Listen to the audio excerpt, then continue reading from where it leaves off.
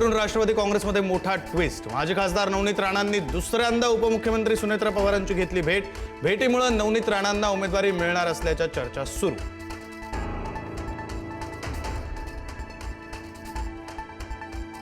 शनिवारी राज्यामध्ये आनंदगणांची आनंद वार्ता। सिंधुदुर्ग जिल्ह्यामध्ये मान्सूनचा प्रवेश। मुंबई पुण्यात मान्सूनची शक्यता। 8 जूनला विदर्भातील 5 जिल्ह्यांमध्ये पावसाचा ऑरेंज अलर्ट।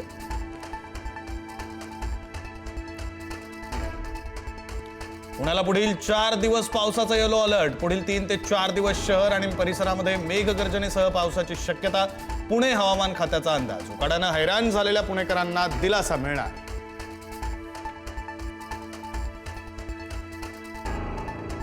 पुण्यामध्ये रेव पार्टीवर पोलिसांचा छापा। आळंदी मरकळ रस्त्यावरील बंगल्यामध्ये सुरू होती रेव पार्टी। पार्टीमध्ये 150 तरुण तरुणी असल्याची माहिती। 23 जणांनी अंमली पदार्थ सेवन केल्याचं उघड।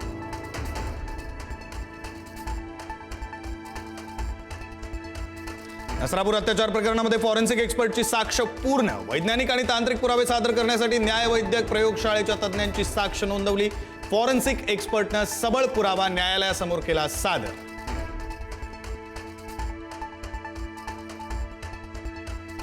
मुंबईमध्ये लाईव्ह कॉन्सर्ट दरम्यान एकाचा मृत्यू। NSCI Worli dome live music कार्यक्रमातील घटना। अतिमद्य प्राशनामुळे मृत्यू झाल्याचं समोर।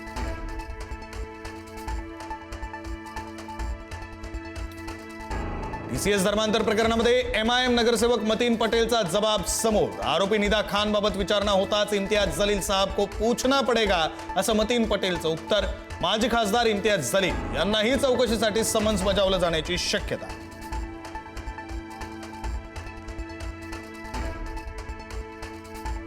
घरगुती गॅस सिलेंडरच्या दरामध्ये पुन्हा वाढ। आजपासून LPGच्या दरात आणखी 29 रुपयांची वाढ। मुंबईमध्ये सिलेंडरची किंमत 912 रुपयांवरून 941 रुपयांवर।